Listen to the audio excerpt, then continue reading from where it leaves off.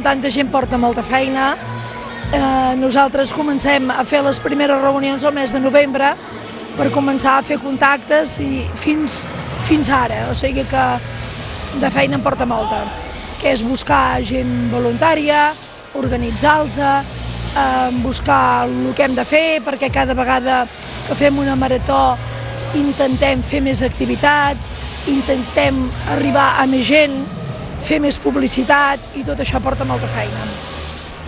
De voluntaris són 120 persones i llavors els que ens cuidem de l'organització som 9 persones. Ara estem molt contents amb la xifra que es fa.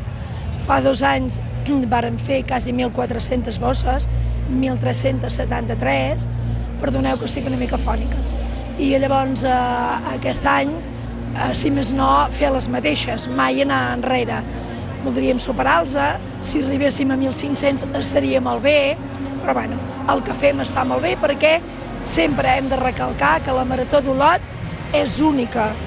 El resultat que obtenim a Olot, no hi ha cap ciutat que en un dia sola recapti tanta sang.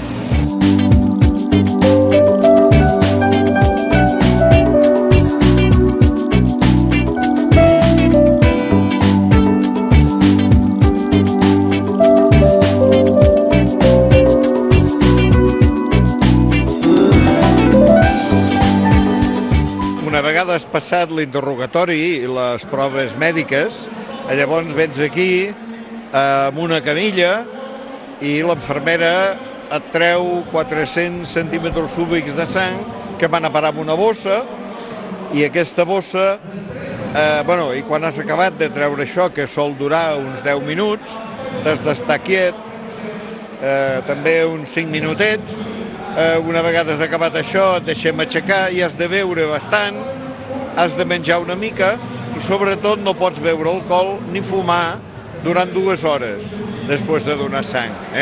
Llavors aquesta sang la guardem en aquells contenedors que hi ha allà, allà baix, i aquesta sang va al banc de sang i allà es processa. I de cada bossa se'n treu 3 bosses, una de glòbuls vermells, una altra de plaquetes i una altra de plasma. Nosaltres el que pensem és que el banc de sang i teixits té les proves necessàries per a detectar qualsevol anomalia que hi hagi a la sang. Ara bé, nosaltres el que tenim més és confiem en aquesta fulla que vostè veu aquí. Si vostè se la llegeix, pregunta, han mantingut en les darrers 4 mesos reaccions sexuals amb diferents parelles, o amb alguna persona portadora del virus de la sida, o amb algú que hagi fet drogues endovenoses, o amb algú que hagi exercit la prostitució? Si vostè contesta en veritat, no hi ha problema, però és igual un homosexual que un heterosexual. No és la sexualitat d'un, sinó que és això, contestar en veritat les preguntes que nosaltres fem amb aquest petit paper d'aquí. I llavors el banc de sang posa les proves més sensibles i més específiques per poder detectar totes i cada una de les malalties que són obligatòries.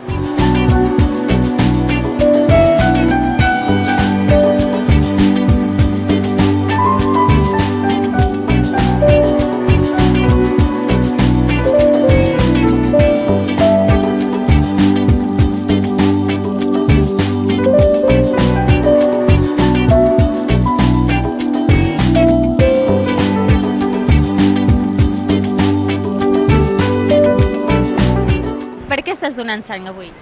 Bé, els meus pares han donat sang sempre i sempre els he acompanyat i ja vaig venir altres cops, però avui m'he animat també a venir perquè crec que és molt necessari que donem tots sang. Ja que podem, per ajudar algú altre, és un moment venir i donar una mica de sang, no costa res.